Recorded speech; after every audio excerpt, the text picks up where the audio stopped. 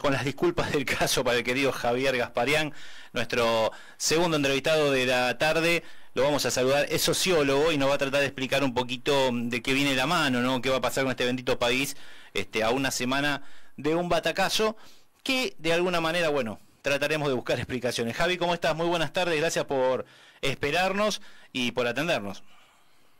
Bueno, buenas tardes para todos, ¿no? Bueno, Javi, excepto sí preventivamente a no poder dar una explicación acabada y contundente, objetiva, de algo que, bueno, al día de hoy despierta tantas interpretaciones, ¿no? Obvio.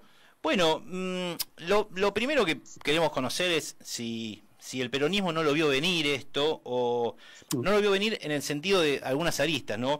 Yo creo muy mala campaña y peores candidatos, no sé si coincides conmigo.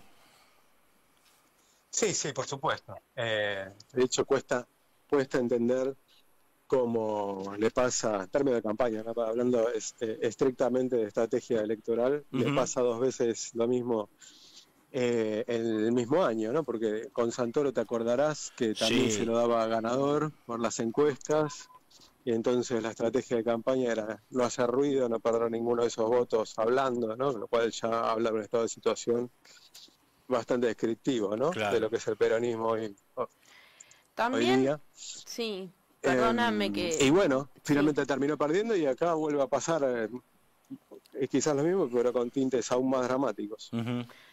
Ahora te hago una pregunta por ahí desde mi ignorancia digamos, en análisis político.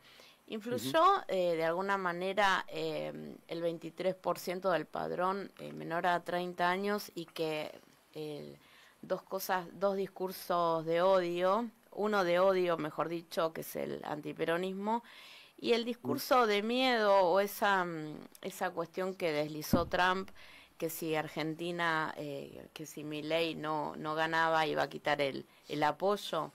¿Influyeron en todo esto más allá de la mala campaña o de los discursos no tan apropiados y caer solamente en que Esper es narco? La verdad que era difícil no enamorarse de una razón tan contundente, ¿no? O sea, si uno quisiera que su rival se equivoque y ponga a alguien con semejante currículum, digo, yo lo aceptaría con gusto, pero bueno, increíblemente no alcanzó semejante desgracia en una campaña, ¿no? Pero bueno, en parte, digo, todas las razones que enumerás seguramente han intervenido en lo que ha ocurrido, y seguramente hay otras más, ¿no? Con el diario del lunes es más fácil pensar, me parece, resulta natural creer que finalmente el antiperonismo se organizó y ya se ha visto en proporciones similares en otros momentos de la historia, momentos donde uno no esperaría, ¿no?, que ocurra. Ejemplo, el 89, Angelos creo que saca 37%, claro, con un país con hiperinflación. Macri se va con 40 puntos. Digo, han conseguido en situaciones adversas en términos económicos abroquelar. Digo, eso puede ser cierto, pero también es cierto que el peronismo no ha ofrecido alternativa. También es cierto de que todos los que queríamos que gane o los que queríamos que pierda, sabíamos que si perdía esta semana podía ser muy desgraciada para todos. Y ante no haber una alternativa, puede resultar comprensible, podemos decir, claro. un voto en defensa, ¿no? En la menor coyuntura de un pueblo que, por supuesto, está ya muy fatigado de 2 años de ajuste sistemático, muy severo, ¿no? Sí.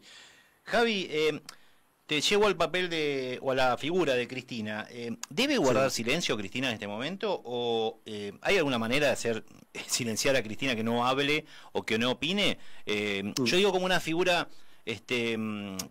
faro del peronismo y de la organización, pero ¿en algún momento Cristina debería guardar silencio? ¿Vos qué opinas?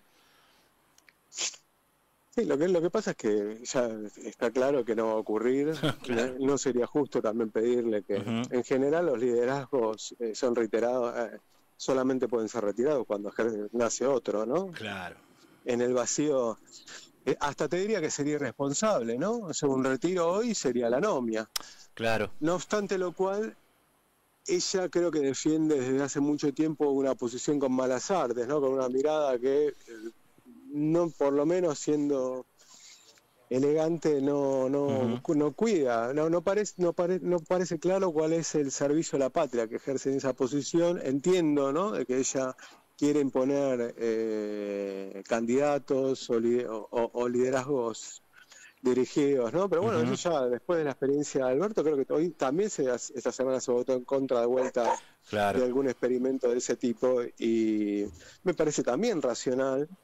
El problema ya no es Cristina, me parece, sino desde dónde van a surgir las fuerzas vivas que se animen a enfrentarla en algún tipo de interna o de quebranto, ¿no? Porque ya no hay ninguna unidad que defender en este tipo, una unidad que te lleva a la derrota sistemáticamente. Claro. Porque es una unidad, en definitiva, de dirigentes, no detrás de ninguna idea, ¿no? Que no saben, al día de hoy no se sabe expresar cuál es. Claro. En definitiva, que yo creo que el problema es ese, ¿no? O sea, todo lo demás es consecuencia de no tener una idea que sea capaz de enamorar, porque si hubiera una idea, habría alguien que la diría, y eso ordenaría detrás o debajo a una fuerza capaz de discutir, pero como eso no aparece, ¿no? Es ese momento que creo que, no me acuerdo, vos se va a debe saber mejor que yo, creo que es Gramsci el que dice: los monstruos aparecen cuando lo viejo no murió y lo vivo todavía nació. Y bueno, estamos en el momento de los monstruos, ¿no?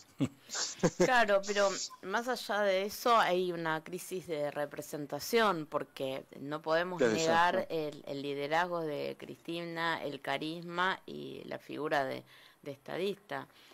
Entonces, sí, lo que pasa es que es un liderazgo que ya no tiene la capacidad de ejercer mayorías, entonces solamente funciona para trabar internamente a la principal minoría hoy de este país, que ha cambiado también en su contexto sociodemográfico, ¿no? Ya no es la Argentina de 80% de percepción de clase media, ya hay mayoría de gente que se percibe pobre. Eso ese es otro problema de lectura del peronismo. Yo creo que el peronismo sigue mirando una sociedad que ya no existe más, ¿no? Esta cosa de los países latinoamericanos y que era como un peligro para Argentina, hoy ya es la realidad. De hecho, se ve en la ciudad de Buenos Aires con el nivel de inmigración, o cómo ha cambiado la inmigración, ¿no?, respecto a la que pudimos ver en los 90, por ejemplo. Claro, tal cual. Javi, te hacemos la última porque sabemos que estás corto de tiempo.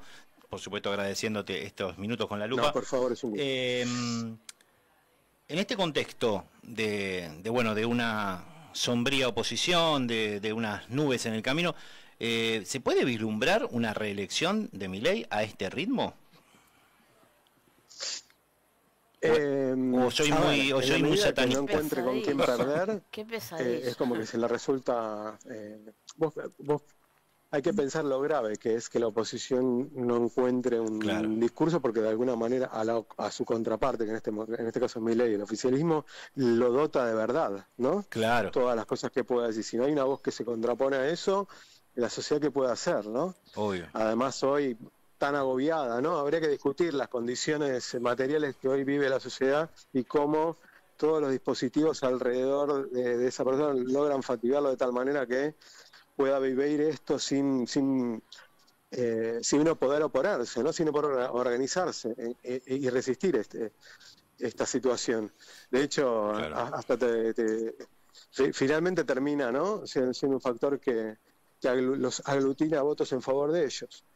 Desde esa perspectiva, es perfectamente verosímil pensar que pueda regir. También es cierto que el peronismo es una fuerza viva, que uno entiende que ha trascendido, tiene 80 años de historia, ha trascendido un montón de momentos en los que los liderazgos estuvieron en disputa y las renovaciones no son fáciles. Pensé que en el 83, del 83 hasta el liderazgo de Menem finalmente se termina dando por el 92, ¿no? Después de pegarla con la compatibilidad en ese primer momento. Claro.